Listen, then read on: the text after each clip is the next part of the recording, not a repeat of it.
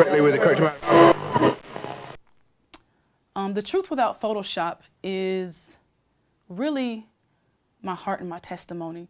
I went through a lot at a very young age, as many people have, and was really stuck in a mindset that, one, believing the lie that I was the only one, and two, believing that there was no real freedom from that bondage.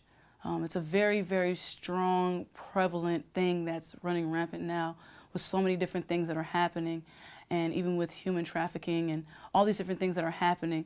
And it really shook me to my core, because I really understand now how the enemy wanted to use that to silence what God had put inside of me. And I've always wanted to write the piece. I've always wanted to talk about it, but it really took me still going through the healing process of it to really do it justice. If I would have written it prior to, I wouldn't have been able to really offer the hope at the end. And so really coming through a healing process of that, and still going through a healing process of that, which will probably be continual, and just on different levels. But really, really understanding that, wow, I'm not the only one.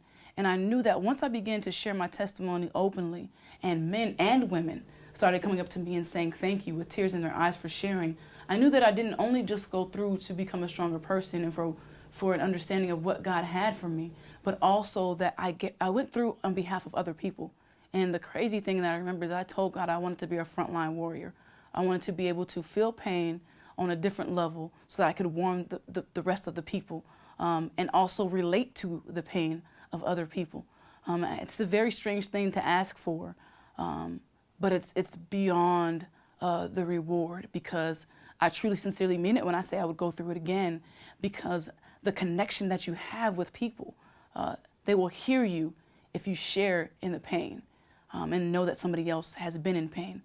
So when I finally got to a place where I could write about it, there was a lot of concerns. I wanted to protect people. I wanted to protect the people in my family. I wanted to protect the people that I feel I had just really strong allegiance to. But my ultimate allegiance is to Christ. And the main thing is to just really understand that that which God has called me to do, I have to do it.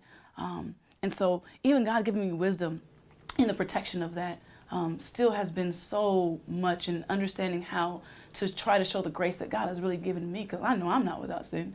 And so I just really wanted to share my heart, and God has shown me so much through it. And I think that there is so much freedom in actually finally be able to put that pen to paper and really display in words what my heart was crying.